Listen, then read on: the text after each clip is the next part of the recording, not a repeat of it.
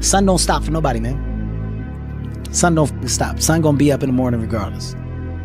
That sun is gonna be up in the morning regardless of how I feel and how depressed I am. The sun is gonna shine in the morning, and at nighttime the moon gonna be there, and you gonna look up. These days gonna keep going by. So do you let the days go by and look up and you done wasted a year doing what? Every fucking day I wake up and I don't want to do some fucking shit. I'm like, okay, man, do you want to be a bitch today? Do you want to feel like a little bitch? Do you want to walk around all day knowing that you could, but you didn't? So it's perform without purpose. You have to learn how to get up and do shit when you ain't got no 5K, no 10K, nothing. Nothing exists. Your life sucks. You're in the dungeon. But guess what, motherfucker? I'm still going to get it. Because when that time comes, because the time is going to come, when that purpose is there, you'll be ready. One of the biggest drivers of my life has been my friends that didn't believe in me. Oh, what do you think you're gonna do? I'm gonna win, bitch. That's what I'm gonna do. Okay? And you're gonna be the same, and I'm gonna win, and that's that. When we think about in these times of disbelief, in these times of doubt, in these times of falling out, that's massive amounts of fuel for you to go do what you want to do. And I know we live in this feel-good society where everybody wants to say, well, don't worry about what they say. Well, listen, if you don't worry about what they say, you're missing out on 50% of the available fuel. And it takes 100% of the available fuel to get where you want to go. And every single motherfucker I know that's built anything relevant that is highly successful, whether they talk about it in public or not, if you get them in private and you get a couple whiskeys in them, they'll tell you everybody they hate. They know their names, they know where they live, they know what they're doing, and they'll say, that I'm winning. And they're proud of it. And I'm talking about all the spiritual gurus. Feel good. All of them. I know them all. And all of them have this dark side in them that wants to smash faces. And that comes from rejection. It comes from doubt. It comes from people breaking up with you. It comes from people saying ignorant shit, not believing in you. These are things that you can use by simply saying them and going and doing it. Yeah. You know, so you have to become one of these people that can absorb the negativity and then not dwell on it, but then turn and do productive things in terms of taking action to move forward. I'm a fucking student of war. I know all the warriors from Charlemagne, Achilles, the #1 warrior of all warriors. From then Alexander, Napoleon, I know them all. I read them all, I studied them all. I know the art of fight, I know the art of war. That's all I ever studied. That's why I'm so feared. That's why they feared me when I was in the ring. Because that's all I was an annihilator. That's all I was born for. And now those days are gone. It's empty. I'm nothing. I'm working on being the art of humbleness. Can you believe in me? That's the reason why I'm crying, because I'm not that person no more. And I miss more. Because sometimes I feel like a bitch. The struggle is real. It never gets any easier. You gotta get harder. I was out yesterday getting after it. Had one of the best runs I've had in a long time. PR'd that bitch.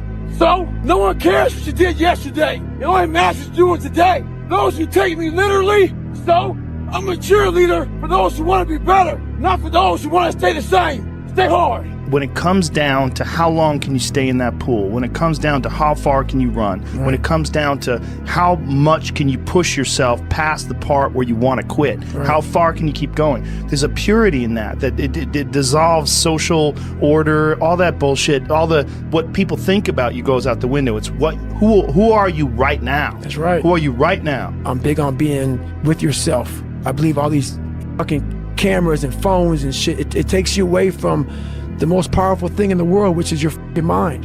I'm constantly trying to put goals in front of me, but the biggest thing is I'm trying to find more of myself. And the only way I can find more is to silence the world out as much as I can, because it's getting busier every day. It's getting faster. And the faster it gets, the more you are missing who the you are. So I trap my own mind a lot and say, look, man, I put my phone away, I put shit away, and I go dark. I go dark a lot, and it's because I have to find out, I'm on a journey of life, and we all have a different journey. And I want to be in my fucking pine box, and I believe your spirit lives forever. It has to. It's too fucking powerful. No way in hell that thing just dies when you die. I want to be able to look back on my life when I'm all dead and be so fucking proud of myself forever. This is all temporary shit to me.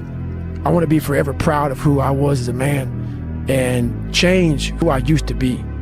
The liar, the insecure guy, the guy who can whatever. I want to be proud. If I die now, if I die at 80, if I die at 90, 100, I want to look at myself and say, proud of myself. There's a moment when every boy realizes no one's coming to save him.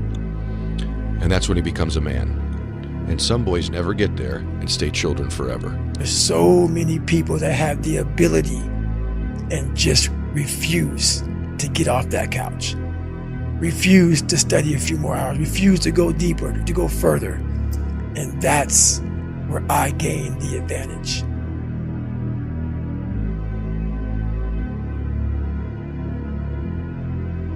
No one's effing coming to save you.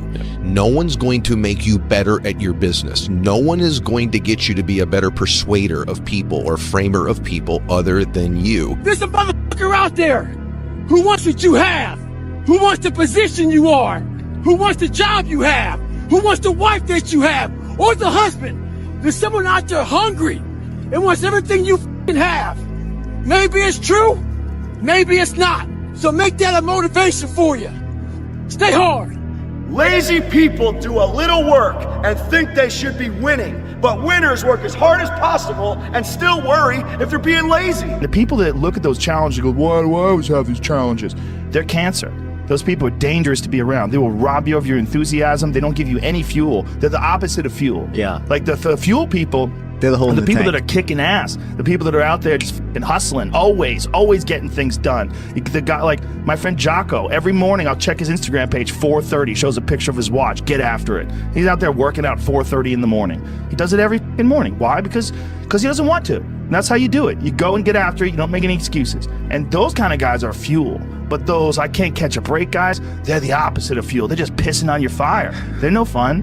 And then the people that surround them are all idiots. Because only idiots want to be around I can't catch a break guys. Yeah. Only the dummies stick around. After a while, even if they're your good friend, you got to be like, bro, you got to f***ing stop.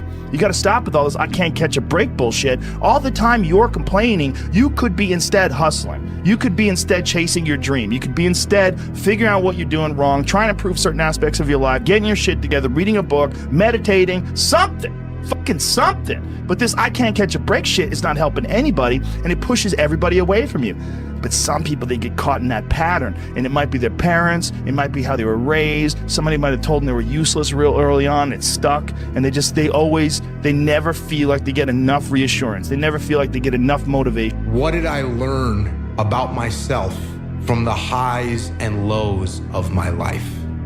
The highest point of my life and the lowest point of my life, what did I learn about myself? And I said, I learned that I don't let the highs and the lows affect me too much. Because we're gonna have wins, we're gonna have losses. We're gonna have successes, we're gonna have failures. We're gonna have good nights, we're gonna have bad nights. We're gonna have good relationships, we're gonna have bad relationships. We're gonna have good ideas and bad ideas. We're gonna make money, we're gonna lose money. All these things are gonna happen. And if you oscillate emotionally up and down drastically, it's gonna be problematic. So finding a good, stable, centered way to be and look at the world and take everything that you see with a little bit of a grain of salt and don't get swayed too drastically in one direction or the other, you're gonna be okay. It won't get harder. Like, this is the hardest part. And so if you can just make it through this, everything else is downhill. It's not that the things that the dragons are going to slay aren't going to get bigger. They are. But you become so much more equipped to slay them back. Don't aim for mediocre. 99% of people in the world are convinced that they are incapable of achieving great things, so they aim for the mediocre. The level of competition is thus fiercest for realistic goals, paradoxically making them the most time and energy consuming. If you are insecure, guess what? The rest of the world is too. Do not overestimate the competition and underestimate yourself. You are better than you think. When you feel that pressure inside of you and it's very heavy, like weather that's very, heavy and thick, you're motivated, you feel it. I've got to get up in the morning, I've got to do this, I've got to accomplish this. When that pressure goes away and you don't feel any pressure in your life, you can do anything and there's no consequences for it. You'll just waste time, you'll waste years, you'll waste months, you'll never accomplish anything. You give somebody a deadline, right? They'll accomplish in 2 months what it would take somebody 2 years to do without a deadline. It's that necessity. It's that sense of there's a sword at my back. I've got to get it done. It makes you get things done. It gives you the energy. It's get rich or die trying, to quote somebody. Every single person that I know that is incredibly successful in a balanced way and has a good perspective on it elects to do very hard things regularly. It humbles them, it reminds them that they're just mortal, and it also means that if the entire mainstream media apparatus tries to come down on top of you, let's say, just as a hypothetical, let's say that occurs, that you can deal with it. We have the ability to go in such a space if you're willing to suffer. And I mean suffer. Your brain and your body, once connected together, can do anything. And this 30 miles was the life-changing moment. I was out of it. I was in the worst pain in my entire life. I was, to me, on the brink of death. And I was able to chunk this 30 damn miles into small pieces. I was so driven. And I'm not gonna say motivated, because motivation's crap. Motivation comes and goes. When you're driven, whatever's in front of you will get destroyed. I've never regretted working harder, ever, not once. And some people are like, on your deathbed, you're gonna, like, no, because I lived every moment of my day doing what I wanted to do. The most important question to ask is, what pain do you want in your life?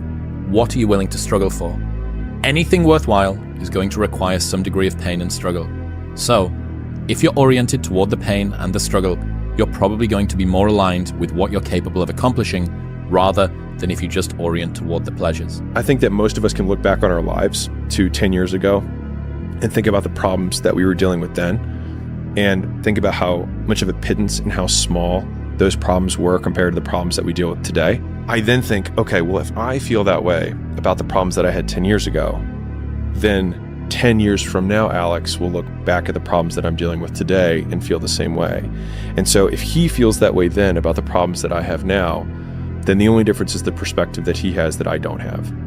And so I might just be a sensitive little pansy, and maybe these aren't problems at all. Maybe these are just facts of life and I need to habituate to them. I'm astounded by how many people want to be spectacular in life but also want to be normal. By being normal, you are, by definition, aiming for average. Normal people get normal results. Exceptional people get exceptional results. You literally can't do what everyone else does and expect to not get what everyone else has got. By doing what everyone else does, you guarantee average results. Like the amount of times when I was on my lonely path where I was too different from the friends that I had, but not successful enough to be friends with the people that I wanted to be friends with. That's when you want people to root for you. That's when you want people to support you. Once you've already won, people are like, he's amazing, he's so good.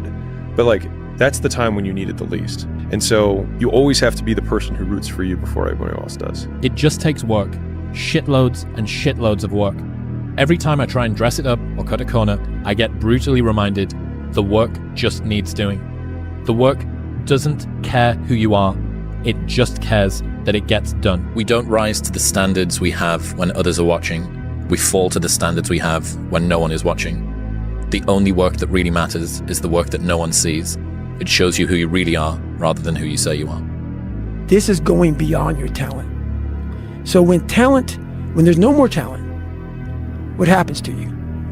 Most people quit. People only go to their talent level. And once their talent level is gone, it becomes a mental game. That whole mental game sets in then. And most people can only perform to their talent. And they realize, man, why am I always messing up right here? Why is this like my big hurdle? It's because you're performing to your talent. And then after that, your mind has nothing for you. Nothing for you. You still got work to do. Stay on that basketball court. Stay on that football field. All the homies texting and calling and trying to make you feel bad about being so focused. It's grind season, homie. It's not about today. It's about the future. You do the work now. Do the work now, And all of the shit that you could ever want to do for your family, your kids, your loved ones, it's all going to be on a whole nother stratosphere. There's lots of people that work really hard digging ditches every day and that are digging ditches when they're 70 years old. There's lots of people who work really, really hard for a long time and never make it. And that's because working hard is just part of the puzzle. The other part of the puzzle is how high your skill set is, how developed your skill set is. And so we have these people that say these things like, work smart, not hard, all right? Well, you're a fucking moron, all right? I'm gonna tell you that right now, because it takes both. It takes hard work and it takes smart work. So while you have to be putting in the work and you have to be showing up and you have to be giving it all you have to consistently be aware and conscious of the intentional skill set that you are building along the way. If you do not have the skill set and you just work hard, you're going to get paid a fraction of what you could get paid if you actually intentionally built skills to go along with it. Just get up, move towards that challenge, whatever that challenge is. Move towards that challenge and go attack it. And you may be successful and you may not be successful, but you will be better. Fuck your motivation. Fuck your motivation. You need discipline because motivation's not there every day. You have a project that's due at work that you don't feel like working on right now. Doesn't matter that you don't feel like working on it right now. You impose discipline on the situation and you do what you're supposed to do. You have a exercise, you need to work out this morning. You haven't worked out yet. You wake up in the morning, you need to go work out. You don't feel like working out. It doesn't matter. It doesn't matter that you don't feel like working out. It doesn't matter. It's not part of the calculation. Discipline overrides that. Discipline trumps your feelings. And that is what you need to apply as a person, as a normal human being, no matter what you're doing in your life. You need to let discipline be your guide, not how you feel. That's what we need to do. And if you do that, you're going to end up with freedom. You're going to end up with freedom across the board. Discipline equals freedom. That's what I have been saying for a long time. It is 100% factually true. If you allow your feelings to dictate what you do, you will end up being a slave to your feelings at a minimum. But if you utilize discipline in your life, you will end up with the ultimate freedom in everything that you do. Freedom in life to make the choices you want, to someday be in a place in your life where you call the shots, where the world doesn't have their thumb on you or your family anymore, it makes me emotional to the standpoint of I just wish so many people knew how good that feels to wake up free. Because so many people live in free countries, but they're not free. They're not free financially, but they're also not free emotionally because they just have not given themselves the gift of real grace and real love of themselves and real belief in themselves. And so they live in a bondage and a prison in their own minds that they've created. And you can escape that prison anytime you want, you guys. Just unlock it. Just walk out right now. You can walk out of that bondage in your mind of not believing in yourself or being down on yourself or not having a dream again in your life. You know, not having that thing inside of you that gives you that fire, that want to, that hunger.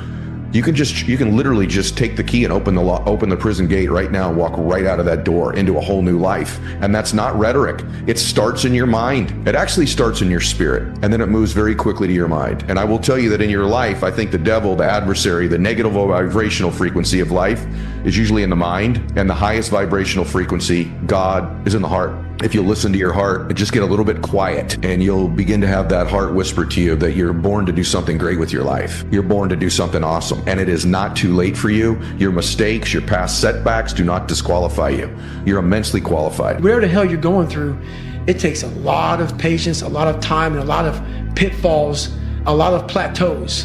You're gonna hit so many fucking plateaus. If you don't know how to get around that plateau, it's not gonna happen fast. Everybody wants the hack. Yeah, everybody wants to hack. There is no hack, man. It's too hard. Life isn't fair.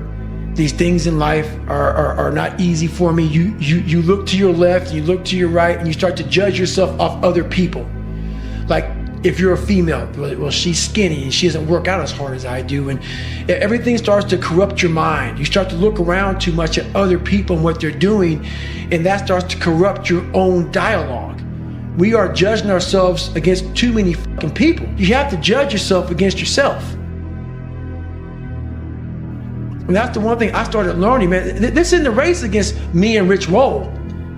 This is a race against David Goggins and David Goggins alone. Why not now? There never was a better time. Take this dream and breathe into it your own personal spirit until finally it becomes a flame that burns around the whole world. Let's go do it now. If you want a thing bad enough to go out and fight for it, to work day and night for it, to give up your time, your peace, and your sleep for it, if all that you dream and scheme is about it, and life seems useless and worthless without it, and if you gladly sweat for it and fret for it and plan for it and lose all your terror of the opposition for it, and if you simply go after that thing that you want with all of your capacity, strength and sagacity, faith, hope and confidence, and stern pertinacity, if neither cold poverty, famish or gulf, sickness or pain or body and brain can keep you away from the thing that you want, if dogged and grim you besiege and beset it with the help of God you'll get.